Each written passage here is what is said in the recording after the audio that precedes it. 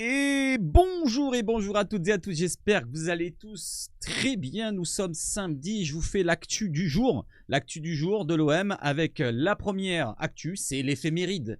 L'éphéméride d'un ancien joueur? Non, d'un joueur actuellement à l'OM. C'est bien sûr Valentin Rongier, vous l'avez reconnu, donc c'est une photo qui date de quelques années. Donc merci à Basile Bilo pour ta photo qui est magnifique, avec Valentin Rongier qui fête sa 30e année. Donc, bon anniversaire à toi, Valentin. Allez les amis, on enchaîne sur l'actualité directement et on y va sur l'actu direct. Avec Jérôme Rulli qui est élu pour la 3e fois consécutive meilleur joueur de l'OM. Donc c'est assez mérité. Sur les derniers matchs qu'on voit et même sur le début de saison, finalement, il mérite amplement son 3e titre de meilleur olympien de ce mois de novembre. N'hésitez pas à me dire si c'est lui qui méritait ou un autre joueur, mais en tout cas c'était entre lui et Greenwood. Pour ma part, Jérôme Rulli, on en a assez parlé sur ma chaîne. Donc c'est la meilleure recrue du début de saison. En plus, la moins chère, l'une des moins chères et qui nous convient parfaitement. Il nous a apporté beaucoup de points. Merci encore, Jérôme. Allez, on enchaîne les amis avec une autre actu et avec une autre recrue, Bob Tari. Alors pour ceux qui ne connaissent pas, Bob Tari, c'est un ancien champion de 3000 mètres steeple, ou steeple, je ne sais pas comment on le dit, passé par Monaco ou Metz après sa carrière d'athlète, va rejoindre le pôle dit de player car pour accompagner les joueurs et leurs familles au quotidien. Tari accompagnera au quotidien les joueurs marseillais, notamment les jeunes éléments et les étrangers. Il sera une aide individualisée et de 24 heures sur 24. Un soutien pour les familles aussi, comme cela se fait à Monaco par exemple, ou dans de nombreux clubs étrangers. L'idée est de créer une bulle la plus confortable possible pour les joueurs de l'OM et de résoudre au maximum un maximum de problèmes. Donc, ça ne va pas être dans le sportif qui va intervenir, ça va être plutôt dans le côté mental, pour l'adaptation des joueurs qui arriveraient, étrangers ou les jeunes éléments. Donc, il est plutôt dans le travail mental, il va travailler peut-être avec de la pédagogie. Donc, un ancien champion de 3000 mètres steeple. Voilà, je me rappelle de lui, Bob Tari. Donc n'hésitez pas à me dire si c'est intéressant parce qu'on voit de plus en plus de recrues dans le staff olympien, dans la direction olympienne. Et ça bouge continuellement. Donc dernièrement, je vous ai parlé de Monsieur Benassia qui va signer pour 2 années et demie en tant que directeur sportif. On a parlé aussi du remplacement de Marco Otero par, je ne m'en rappelle plus le nom, mais il a été remplacé. Et il y a pas mal d'autres choses, comme au féminine, beaucoup de choses qui ont été changées en interne au club pour, pourquoi pas, le nouveau projet de 3 ans avec Roberto De Zerbi pour le côté effectif pro. Allez, on enchaîne avec l'autre actualité derrière. N'hésitez pas à réagir. Et je continue avec le point médical. On part sur le sportif, on part directement sur l'actu avec le point médical. Alors là, je me suis trompé. Le point médical, oh là là là, le point médical, on va la faire comme ça. Le point médical, Amin Harit et Derek Cornelius ont réintégré cette semaine les séances collectives avec l'OM. Harit devrait postuler à une place dans le groupe pour le déplacement à Saint-Etienne demain. Cornelius pourrait encore patienter avant de retrouver la compétition. Paul Lirola poursuit sa réathlétisation terrain, donc selon Karim Attab. Luis Enrique, Kondogbia, Balerdi, Højbjerg, Mopé, Rabiot, Garcia et Rongier en gestion de charge de travail individuel. Bref, en récupération, ça c'était l'entraînement d'hier. Merci Karim Attab pour ces informations-là. Donc on a le retour quand même d'Amin Harit. Il était blessé, il avait des douleurs au mollet. Et on a le retour en collectif de Derek Cornelius qui était blessé au thorax, on s'en souvient. Par contre, Cornelius ne devrait peut-être pas, probablement pas être dans le groupe, alors qu'Amin Harit devrait être dans le groupe pour le match de demain. Allez, on enchaîne avec l'actualité juste derrière. Et on a la compo probable selon l'équipe. Compo probable selon l'équipe. Je vous la mets en plus gros.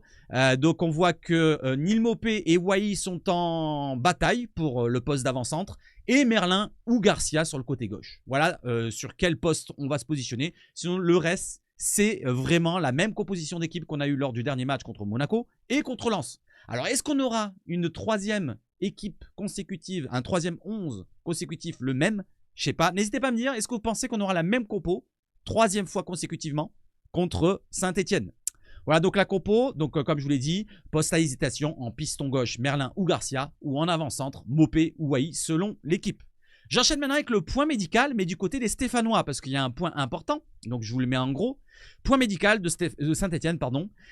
Beaucoup d'absents pour Olivier Daliguio et la Saint-Etienne. Boaki, Cafaro, Moefek, Ben Hold, Briançon, Wadji, Moncondi, Monconduit, Nadé et Masson qui sont absents ou qui sont incertains. Voilà, probablement pas de présence de tous ces joueurs-là du côté de Saint-Etienne. Et on le voit, c'était à la conférence de presse qu'il a annoncé beaucoup d'absences. Donc peut-être un bon truc pour nous, une bonne nouvelle pour nous. Même si bon, on va pas s'attendre qu'il y ait des absences du côté de Saint-Etienne pour gagner là-bas. Voilà, on est supérieur à eux. Et normalement, on va gagner. Et on reviendra à 5 points des Parisiennes. J'enchaîne, on va faire un petit point après sur le classement. Du côté des supporters, malheureusement, ils ne seront pas là. Voilà, il y aura d'autres absents, pas que des joueurs stéphanois, mais il y aura aussi les supporters marseillais interdits de déplacement. Donc ça a été confirmé à Saint-Etienne.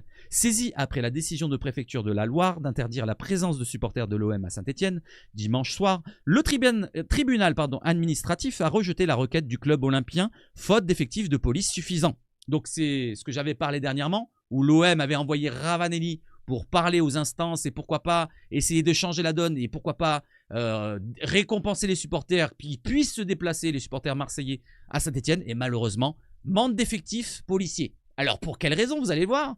Dans son jugement, le tribunal administratif rappelle que le préfet de la Loire ne dispose que d'une unité de force de l'ordre pour assurer la sécurité en marge de son rendez-vous. Les autres étant réquisitionnés pourquoi?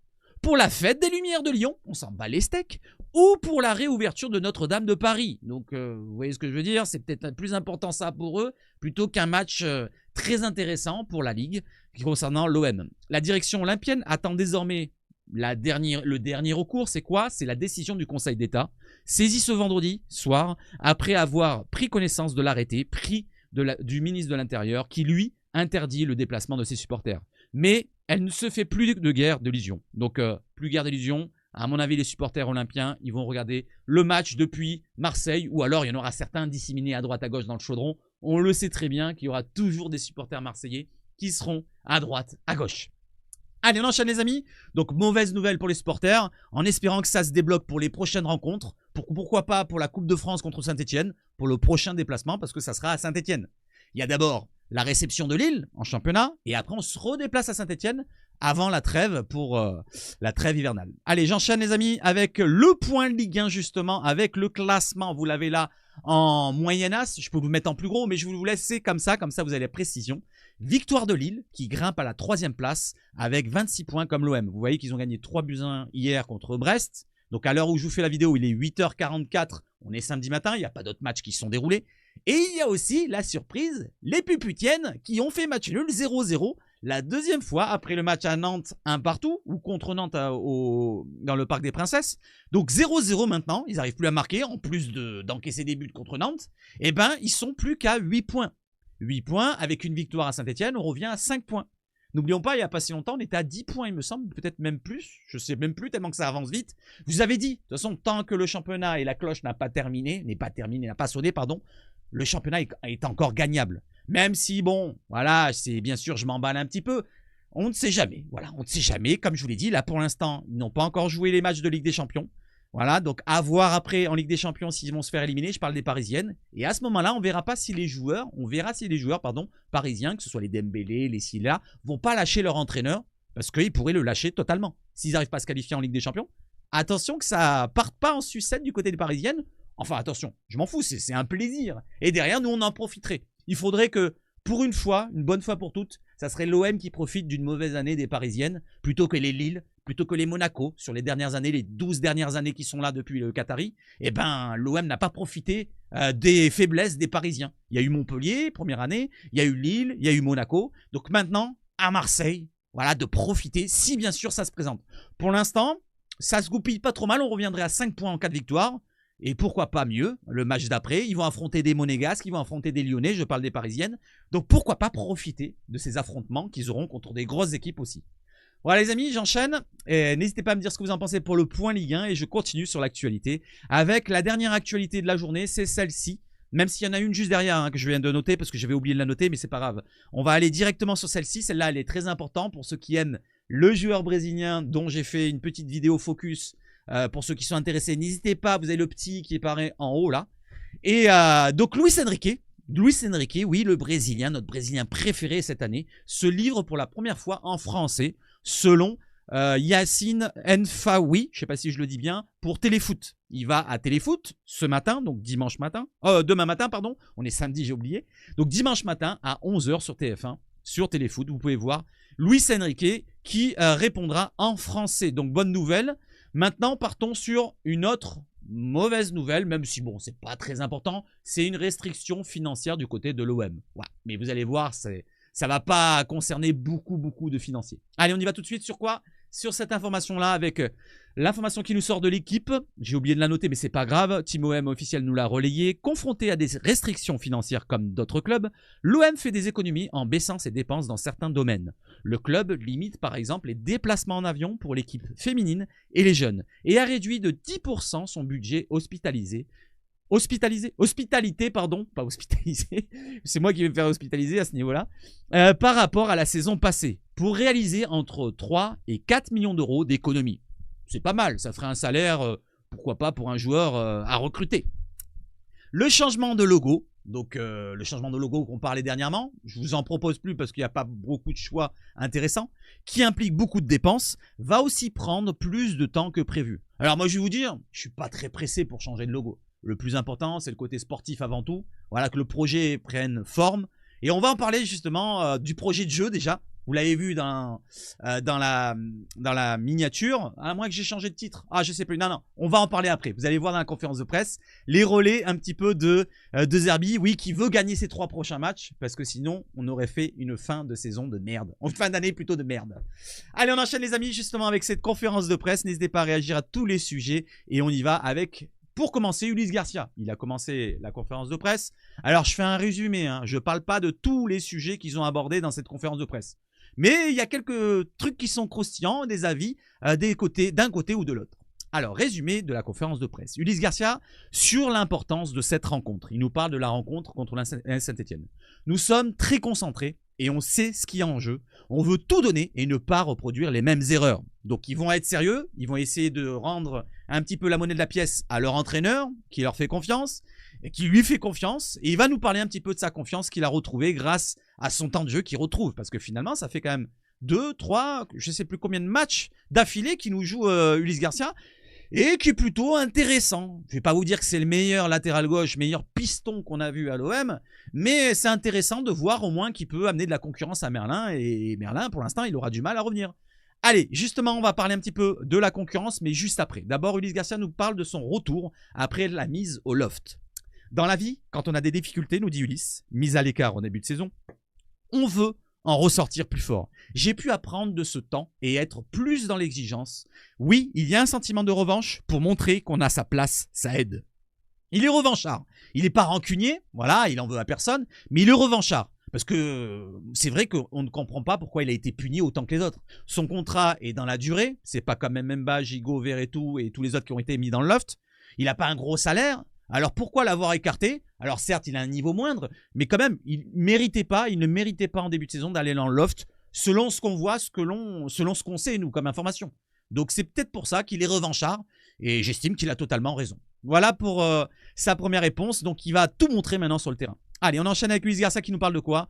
Sur son profil, il nous détaille un petit peu plus précisément son profil. Il dit que c'est un défenseur porté vers l'offensive. J'espère être comme Luis Enrique, délivrer plus de passes décisives.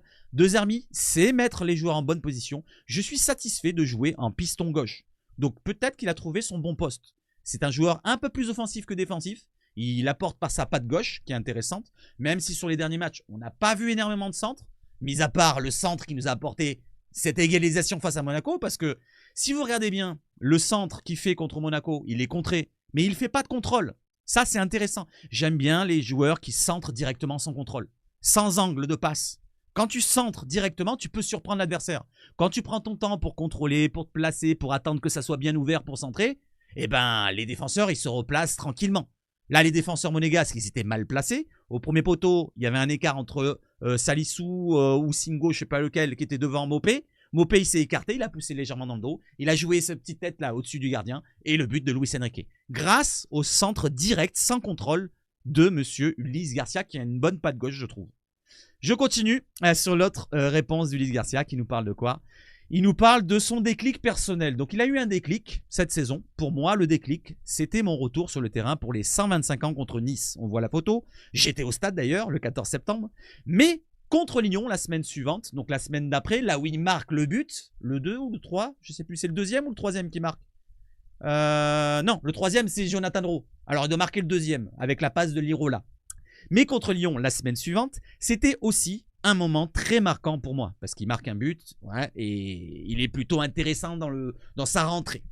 Allez, je continue avec Ulysse Garcia qui nous parle de sa concurrence. Et après, on part sur Roberto De Zerbi, c'est plus important. Parlons un petit peu du jeu qui veut nous prôner.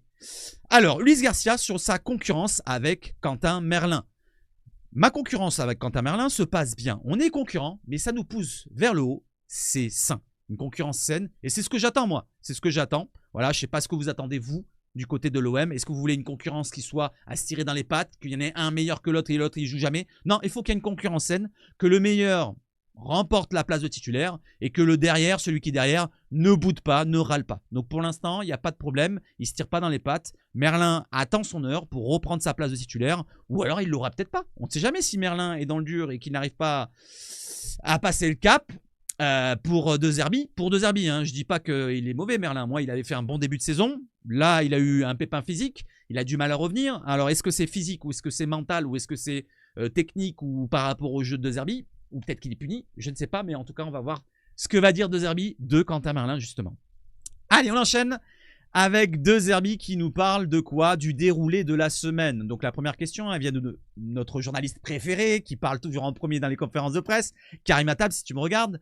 Et il nous dit quoi sur le déroulé de la semaine? La semaine dernière a été difficile, un peu lourde. Le match a été difficile physiquement, mais aussi mentalement. Contre Monaco, il parle. On a passé une semaine à travailler. Tous les joueurs étaient bien. Pendant la semaine, on essaie de hausser et baisser les charges jour après jour et de récupérer de l'énergie. Donc ce qu'il veut, c'est garder les joueurs en forme le plus possible. Voilà, il ne veut pas qu'il y ait des blessures, il ne veut pas qu'il y ait des joueurs en dessous de leur forme. Donc c'est une semaine qui s'est bien déroulée avec des retours de blessures. On a parlé tout à l'heure avec Harit, Cornelius. Et pourquoi pas Paul Lirola. Je ne sais pas si j'en ai parlé tout à l'heure.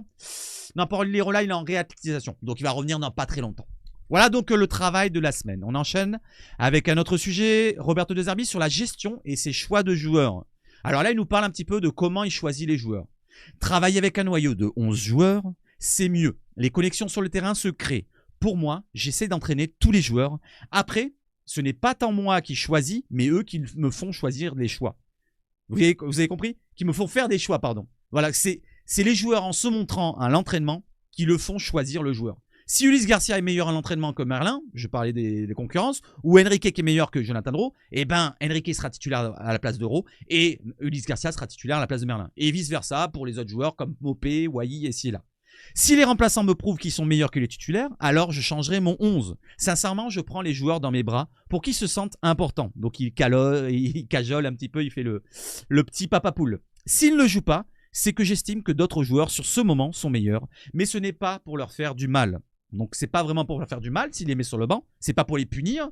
Donc on en revient à Merlin, il le punit peut-être pas pour l'instant, c'est que Garcia est meilleur. Si je prends juste ce dossier-là, parce que finalement il y a une concurrence qui se crée là et on voit de plus en plus Garcia, on aimerait bien pourquoi pas revoir Merlin, mais s'il n'a pas sa place, c'est que Garcia est meilleur tout simplement, de ce qu'on comprend. Allez, je continue. À l'entraînement je parle, hein. C'est De Zerbi qui choisit après tout. Roberto De Zerbi sur la rivalité AS Saint-Etienne-OM qui date des années 70. J'étais pas né, mais je connais l'histoire et je pense que c'est dans les années 70. Si je me trompe pas, n'hésitez pas à me parler de la rivalité pour ceux qui connaissent, ceux qui étaient déjà nés à cette époque-là. Moi, j'ai pas connu. Je connais la rivalité entre Saint-Etienne et Marseille. Il faut qu'on soit cohérent par rapport au match contre Lens, et Monaco pour donner de la continuité. J'ai oublié le com, c'est pas grave. Voilà, comme contre Lens et Monaco pour donner de la continuité. Je continue et réagissez à tous les sujets. Roberto De Zerbi sur l'importance des matchs à venir. Il ne faut pas gagner les 2 prochains matchs, mais les 3 prochains matchs. C'est ce que je vous ai mis dans le titre, je crois. Sinon, ce sera une fin d'année de mierda. De mierda. Tout le monde a eu un petit sourire, il y a eu un petit rire dans la salle. Sinon, ce sera une fin d'année de merde quand même, hein, il nous dit. Avant, le 22 décembre, je ne veux pas voir les bagages de vacances dans le vestiaire. Sinon, je les brûle. Donc, pour tous ceux qui vont apporter leur petite valise Louis Vuitton, non, il va les brûler. Allez, j'enchaîne les amis. Donc, il veut du sérieux jusqu'au bout. Et ça, j'aime bien. Au moins qu'on soit tous concentrés, tous concernés. Ah, la concurrence avec Merlin. Garcia. Entre Merlin et Garcia. Merlin est plus technique. Garcia est plus généreux. Il fait plus d'efforts, donc ce qu'il dit. Et plus attentiste dans les phases offensives. Quentin Merlin peut énormément progresser s'il fait attention à l'intention défensive.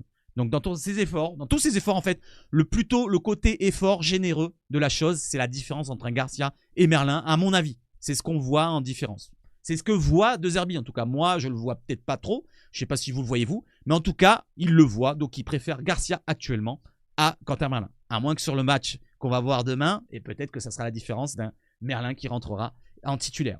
Allez, j'enchaîne avec un autre joueur qui est visé, c'est Rabiot.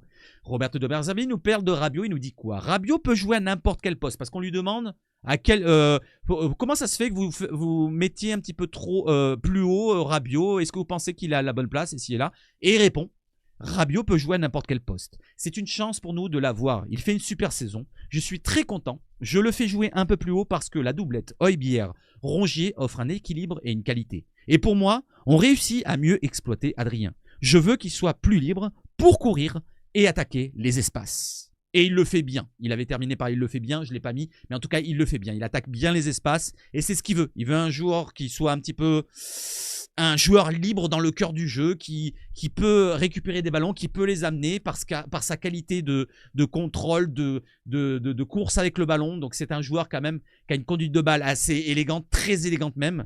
Et donc il lui donne un petit peu le champ libre. Donc c'est un joueur libre pour notre cher Adrien Rabiot. Même s'il a des tâches défensives, des tâches offensives, il doit faire un pressing, il doit faire ci, il doit faire là. Bien sûr, il a beaucoup de choses à faire. Voilà, il n'est pas totalement libre.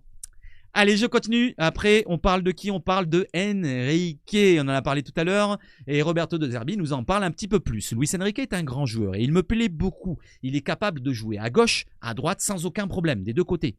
Il peut progresser dans la gestion du ballon, mais c'est un des joueurs positifs du début de la saison. Il n'y a rien d'autre à dire. Qu'est-ce que vous voulez rajouter de quoi de plus? Il devient plus en plus efficace, plus réaliste, pardon. Voilà, il ne l'était pas par le passé. Il a de plus en plus de confiance. Et comme je l'ai expliqué dans ma vidéo Focus, par tout ce qui s'est passé dans sa carrière, dans son début de carrière, tout s'est arrangé depuis quelques mois. Voilà, il a une nouvelle femme, à ce que j'ai compris, si j'ai bien compris, un nouvel enfant. Le fait qu'il prolonge à l'OM, on lui a donné de la confiance. Et beaucoup de choses qui se sont passées. Le prêt au Brésil aussi qui lui a fait peut-être du bien de retrouver un petit peu ses racines. Voilà donc pour Luis Enrique avec, je ne parle pas du passage avec Jean-Louis Gasset ici là, mais ça lui a fait du bien. Et en ce moment, en plus, en termes de piston, il est plutôt très bon. Voilà, j'aime bien en ce moment Luis Enrique en termes de piston parce qu'il aide la défense. Il a beaucoup de coffres, il peut aider la défense. Et devant, il apporte en plus en dézonant. Parce que le but qu'il met contre Monaco, il dézone. Il est sur son couloir droit, mais il revient devant le but dans l'axe. Voilà, il ne reste pas cantonné sur le côté droit. C'est très bien qu'il se libère, qu'il ait de la confiance et qu'il se lâche. Voilà, moi je veux qu'il se lâche. Luis Enrique se lâche cette année. C'est ça la différence. S'il ne se lâchait pas, il ne serait pas avec 6 buts et 4 passes décisives. Il serait encore avec, comme d'habitude, comme on l'a vu par le passé pendant les 3 à 4 années qu'on a eu déjà, il serait avec 0 passe décisive, une passe décisive ou 2 passes décisives, 0 but. Voilà, il n'aurait pas tenté ses frappes. Il n'aurait pas tenté sa frappe contre Nice, par exemple, le 1-2 qu'il fait, avec Harit qui lui remet à l'entrée de la surface lucarne. Il n'aurait jamais tenté ça. Voilà. Et là, il le tente cette année, il se lâche. Voilà, j'ai refait encore un focus, mais j'aime bien Luis Enrique ce début de saison. Il me fait de plus en plus plaisir. Et parlons d'un autre joueur qui fait plaisir quand il rentre, même si on ne le voit plus beaucoup jouer quand même, Jonathan Rowe. Je voulais parler de son temps de jeu. Il a le 19e temps de jeu de l'OM, de l'effectif. C'est quand même très très restreint. Et Roberto De Zerbi nous en parle de Jonathan Rowe. Il nous dit quoi? Jonathan Rowe, pardon, est un joueur fort. C'est un 2003. Il n'a que 21 ans. Il vient d'un championnat différent, la 2e division anglaise. Mais en Angleterre, on s'entraîne 4 jours. Très fort, mais c'est un autre rythme. Est-ce mieux ou moins bien? Je ne sais pas. Le talent, Jonathan Rowe là. J'ai encore parlé avec lui hier, donc hier on était vendredi, donc jeudi. S'il veut, je peux l'accompagner pour devenir un joueur meilleur, ou un meilleur joueur, c'est mieux dans l'ordre. Mais il doit le vouloir, être humble et vouloir progresser au quotidien. Donc ce qui veut dire, c'est qu'il peut-être qu'il manque un petit peu d'humilité, peut-être, je ne sais pas en tout cas. Ce qui sous-entend, est-ce qu'il n'aurait pas déjà une grosse tête? Vu qu'à l'entraînement, on voit des extraits, je ne sais pas si vous les avez vus, les vidéos sur les réseaux sociaux, où on a un extrait où il marque un but en faisant une roulette devant un joueur. Je ne sais plus c'est qui se prend la roulette et il met un coup du foulard ici et là. Donc attention, Jonathan, si tu me regardes, tu es encore jeune, comme il le dit Jonathan, comme il le dit Roberto, et il a totalement raison de mettre de la mesure. S'il voit que tu t'enflammes, s'il voit que tu te pètes pas plus haut que ton cul, pour l'instant, tu n'as pas prouvé. Ta carrière ne fait que débuter. À l'OM, tu fais un bon début de carrière. Tu nous as rendu fier service, un gros service du côté de Lyon. Merci à toi. Tu fais de bonnes rentrées. Je trouve que tu as de la qualité. Tu es un très bon joueur, jeune joueur, à en devenir très très bon. On sent le potentiel. Mais il va falloir que tu mettes de l'humilité, si c'est ce que je pense, hein, par rapport à ce qu'il dit. N'hésitez pas à me dire ce que vous en pensez. Est-ce que vous avez aussi ce sous-entendu que vous avez là, vous comprenez comme moi, l'humilité qui manquerait un petit peu, peut-être à l'entraînement ou peut-être dans la vie de tous les jours. Donc pour Jonathan Rowe, à voir ses progrès dans pas longtemps, quand il rentrera. Et on termine cette conférence de presse pour parler un petit peu de l'équipe au total, du jeu surtout. C'est ce qui m'intéresse avant tout. Est-ce que le jeu, on commence à le trouver du côté de De Zerbi? Roberto De Zerbi nous parle de son jeu qu'on voit actuellement.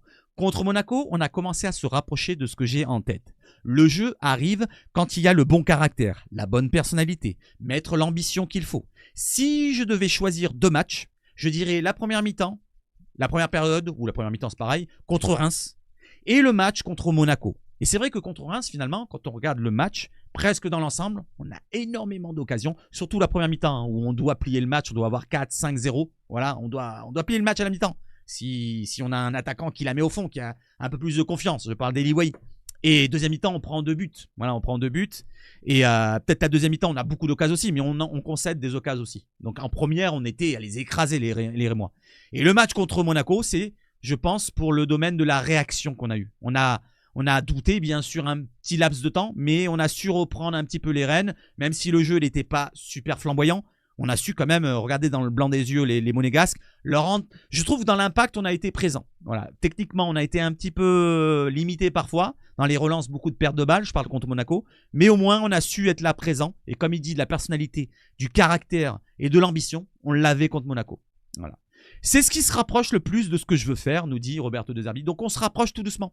Tout doucement, on se rapproche de ce que veut Roberto De Zerbi. J'espère que c'est pas un feu de paille, comme on dit. J'espère que cette trêve qui va arriver dans pas très longtemps, parce que si on commence à prendre confiance maintenant, qu'on gagne, imaginons contre Saint-Etienne demain, qu'on gagne contre Lille, parce que ça va être un gros match aussi au Vélodrome, qu'on vivra ensemble la semaine prochaine, et ben ça va être un gros match. Le match en Coupe de France qu'on gagne aussi.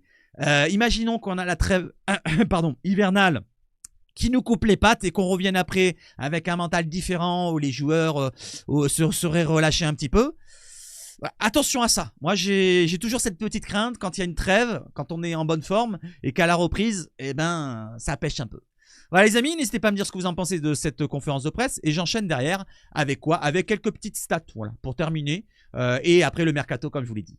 Donc les stats, Mason Greenwood est encore là dans les stats de DataFoot. Merci DataFoot de faire du travail comme ça. Donc j'ai cru comprendre qu'il il a du mal en ce moment. Donc envoyez de la force à DataFoot. Très très bon compte Twitter. Et je crois qu'il a une chaîne YouTube, hein, pour ceux qui ne connaissent pas, DataFoot. Vous tapez DataFoot, je crois qu'il y a une chaîne YouTube. C'est un jeune qui travaille beaucoup sur les stats et je trouve ça très intéressant. Même si parfois il y a des stats qui sont un peu bizarres, mais c'est pas grave, c'est du bon travail. Allez, entrer dans la surface adverse. Quand on veut gagner un match, il nous dit, il est important de pouvoir entrer dans la surface adverse. Voici les joueurs qui l'ont le plus souvent en Ligue 1 cette saison, que ce soit par une course ou par une passe. Comprenez donc qu'à l'origine, le joueur se trouve hors de la surface, mais y entre par lui-même ou trouve un partenaire à l'intérieur grâce à une passe. Les joueurs sont départagés en fonction du temps de jeu. Donc on a par la course, donc par une course avec le ballon, on a Bradley Barcola qui est premier avec 47 rentrées dans la surface avec le ballon, donc par la course. Et on a Mason Greenwood deuxième, 33 fois il est rentré dans une surface adverse avec le ballon. Du côté de la passe, on a Ito qui est premier par la passe, 34 passes, devant Dembélé et Greenwood troisième, donc deuxième, troisième. Et Dembélé il est troisième, deuxième. Donc on a Dembélé qui se bataille. Et par contre Barcola il a disparu par la passe. Barcola c'est un mec qui doit être perso au total. Je regarde pas tous les matchs des Parisiennes, mais à mon avis ça doit être un joueur qui doit garder le ballon pour lui et qui doit, par les passes décisives, il doit pas en faire beaucoup. Voilà pour Barcola. Enfin les passes il doit pas en faire beaucoup dans la surface. Voilà pour la petite stat qui fait plaisir. On voit que Greenwood, eh ben, il émerge et encore, on a un jeu qui n'est pas encore prêt. Alors imaginez-vous quand on aura le jeu qui soit de l'OM qui sera totalement prêt, avec tous les joueurs autour qui marqueront des buts quand on leur fera des passes ici et là, comme les Liwayi ici et là. Eh ben, je pense qu'on aura d'autres joueurs olympiens qui seront là et on sera peut-être à la lutte au titre. Pourquoi pas? Peut-être pas cette année, mais l'année prochaine, on verra bien. Allez, on enchaîne avec une autre stat de DataFoot toujours, qui nous met les stats cette fois défensives, avec les duels défensifs, défenseurs centraux de Ligue 1. Alors je vous lis le descriptif à droite. Gestion des duels défensifs par les centraux de Ligue 1. Plus un joueur est situé à droite, donc du graphique, si vous avez un joueur plus à droite, plus il dispute de duels défensifs. Donc s'il y a plus le joueur à droite, c'est qu'il a beaucoup de duels défensifs. plus un joueur est en haut, plus son taux de réussite dans les duels est élevé. C'est normal. Plus il est haut, plus il réussit ses duels, plus il est à droite, plus il en a. Les duels défensifs concernant les oppositions au sol, où les défenseurs cherchent à récupérer le ballon ou fait un face-à-face avec un adversaire en 1 contre 1. Le duel est considéré comme perdu si le défenseur est éliminé ou s'il doit commettre une faute pour stopper son adversaire. Derrière, une petite précision que je ne peux pas lire, mais c'est pas grave. Tous les joueurs ne disputent pas, évidemment pas le même type de duel défensif. Défenseur en bloc bas, en bloc haut, bordel, voilà, vous voyez ce que je veux dire. Allez, on regarde ça, le graphique, et on voit que sur le graphique, on a 2 joueurs marseillais. Voilà, il n'y a pas de Kondogbia, il n'y a pas de Cornelius, qui n'a pas assez de temps de jeu pour DataFoot. Et on voit que Brassier est totalement à gauche. Au nombre du duel, il est très faible. Et il est même pas très haut. Hein. Si on regarde bien, il est à peine à 65-66%. Donc Brassier est dans les mauvais éléments des défenseurs centraux. Voilà, il y a Castelletto qui est très mauvais aussi, même s'il a un peu plus de duels, mais il a un taux de réussite très très bas. On a Agbadou aussi qui est pas terrible. Et voilà un petit peu où il est Brassier. Et c'est peut-être pour ça qu'on ne retrouve pas le Brassier de Brest. Du côté de Balerdi, il est dans la moyenne. Voilà, c'est comme on l'a dit, hein, c'est une saison moyenne pour Balerdi pour l'instant. Parce qu'il n'est peut-être pas entouré proprement autour. Et parce que le jeu de Zerbi est difficile à prendre en compte. Avec la relance basse, avec les jeux courts, ici et là, c'est compliqué. Hein, la pression ici et là. Pour l'instant, Balerdi a eu du mal avec sa suspension, sa blessure, ici et là, et ses partenaires qui sont un petit peu fragiles à côté. Donc Balerdi est dans la moyenne. Vous le voyez au milieu. Balerdi dans la moyenne, à peu près à 71-72% de réussite. C'est plutôt intéressant, c'est plutôt pas mal. Voilà, 71-72%. Par contre, il a entre 5 et 6 duels par match. Voilà, 6 duels défensifs. Et c'est pas terrible, parce que le Balerdi de l'année dernière, je pense qu'il était plus proche des 7-8 plutôt que des 5-6. Voilà les amis pour les stats défensives. Et un dernier joueur que j'ai trouvé grâce à DataFoot dans ses stats, dans ses commentaires, pardon. Il nous précise salut, j'ai hésité à cause de son poste mixte en parlant de Kondogbia, mais sinon c'est 6-23 de duel, plus que Balerdi. Voilà, un peu plus que Balerdi. Balerdi, il était à combien je l'ai vu? Je me rappelle plus. Balerdi, il était entre 5 et 6. Donc Balerdi, il est en dessous Kondogbia en termes de nombre de duels. Et 67,6%, par contre, Kondogbia est légèrement en dessous. Voilà, il est à la hauteur presque d'un Brassier, un peu plus au-dessus d'un Brassier. Je vous ai fait une petite croix là en rouge. Ici, là, regardez, hop, ici, c'est la position de Kondogbia, qui est dans la moyenne, haute au nombre de duels, mais la moyenne, on va dire, la moyenne basse, plutôt côté réussite. Donc, on n'est pas avec un foudre de guerre non plus. Voilà du côté des duels défensifs pour nos Marseillais. Allez, passons sur plus les stats, mais plutôt le classement. Je vous le remets comme je vous l'ai mis tout à l'heure. Donc, vous voyez très bien que l'OM, en cas de victoire, remonterait à 5 points des Parisiens. Et ça fait du bien. Voilà, donc pour la stat, il n'y a pas d'autres stats. Et on enchaîne directement avec le Mercato. Je termine avec le Mercato. Donc, c'est juste pour vous montrer. Vous voyez qu'il n'y a rien. Voilà, donc là, c'est juste un résumé de... Alors, moi, je ne prends pas au sérieux tous ces médias-là, ici et là. Mais c'est juste parce que je sais qu'il y en a beaucoup qui attendent que du Mercato. Alors, c'est pour ça qu'en début de vidéo, je vous ai dit qu'il y aura du Mercato pour vous tenir un petit peu. Voilà, jusqu'à la fin de vidéo. Maintenant, je vous parle de Mercato. Et pour moi, il n'y a pas grand-chose en ce moment. Voilà, les rumeurs, ici et là, elles sont de 2-3 jours ou 4 jours. Il y en a qui rabâchent un petit peu dessus. Ou alors qui vont se lancer à dire que, par exemple, Kuzanov, Kuzanov c'est son nom, de Lens, est toujours dans les pistes olympiennes. Alors que ça m'étonnerait, vu le prix qu'il demande, à mon avis, ça va être difficile de l'attirer. Mais on va en parler un petit peu. Allez, Mercato OM, du Made in France à Marseille, De Zerbi valide 3 pistes. Alors, est-ce que c'est vrai? Je ne suis pas sûr. Abdoukodir, Kuzanov, que je viens de parler, RC Lens, défenseur central qui fait un très bon début de saison. Donc, c'est pour sa deuxième saison, sa première vraiment qui commence à Lens, revient avec insistance du côté de l'Olympique de Marseille. Voilà, donc ça c'est vraiment selon Jeune Footeux, voilà, ils disent que l'OM est intéressé, voilà, et que De Zerbi a validé cette piste-là. Je continue, et cette fois avec 2 autres profils qu'on a parlé plus ou moins rapidement. Celui d'Olivier Boscagli. L'OM apprécie beaucoup les profils d'Olivier Boscagli, le défenseur du PSV Eindhoven, fin de contrat au PSV Eindhoven justement en juin 2025, qui serait plutôt étudié en vue de l'été prochain. Donc ça serait pour l'été prochain, peut-être, comme je vous l'ai dit, tous les joueurs qui terminent en juin 25, on peut les signer maintenant, on les laisse dans leur club par exemple au PSV et on les prendra en juin prochain.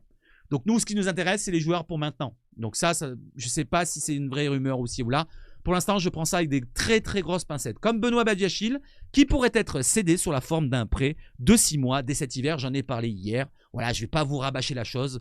Voilà où on en est pour les défenseurs centraux. Et après, on en a un dernier, c'est le latéral droit, Kylian Sidia, qui revient encore devant, qui, comme nous l'avions déjà révélé, plutôt un autre média l'avait révélé avant vous, reste la priorité numéro 1 aux yeux de Roberto De Zerbi pour le poste de latéral droit. Voilà où nous en sommes, les amigos, pour le mercato. Et la vidéo est terminado. Voilà les amis, j'espère que vous avez passé un bon moment. On se retrouve demain, ou si vous voulez voir une vidéo, pour ceux qui veulent voir une autre vidéo de SebHfoot, et ben vous allez sur l'abonnement payant. Voilà, maintenant je vais faire ça comme ça pour les focus qui sont pas trop intéressants. Voilà, j'ai pas envie de restreindre ma chaîne, parce que si je fais un nombre de vues incalculable d'un côté et moindre de l'autre, ça fait que la chaîne elle va baisser en termes de propositions pour vous. Voilà. Voilà, j'ai pas envie aussi de baiser ma chaîne de cette manière-là. Donc vous avez cette vidéo-là qui va s'afficher du côté des abonnements payants. Pour ceux qui veulent soutenir la chaîne, n'hésitez pas. Voilà, donc Amir Murillo, je vais vous faire son entretien. Voilà, c'est un entretien qui dure une bonne dizaine de minutes, facile à lire. Et je vais vous le balancer pour les abonnés. Voilà, les abonnés, merci, qui me soutiennent sur la chaîne. Merci encore. Et pour ceux qui veulent avoir des émoticônes, des nouveaux émoticônes, il en faut 3 ou 4 de plus. Ouais, j'ai fait 4, mais il en faut 4 de plus, je crois. Et on aura des nouveaux émoticônes, comme Rouli, comme Luis Enrique, pourquoi pas. Voilà, bon, c'est pas très intéressant, mais j'avais envie de le placer.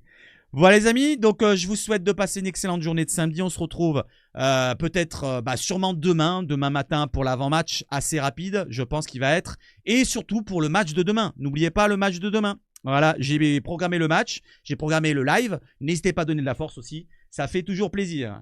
Allez, je vous souhaite de passer une excellente journée. Vive le foot chez SebHfoot et surtout, allez l'OM!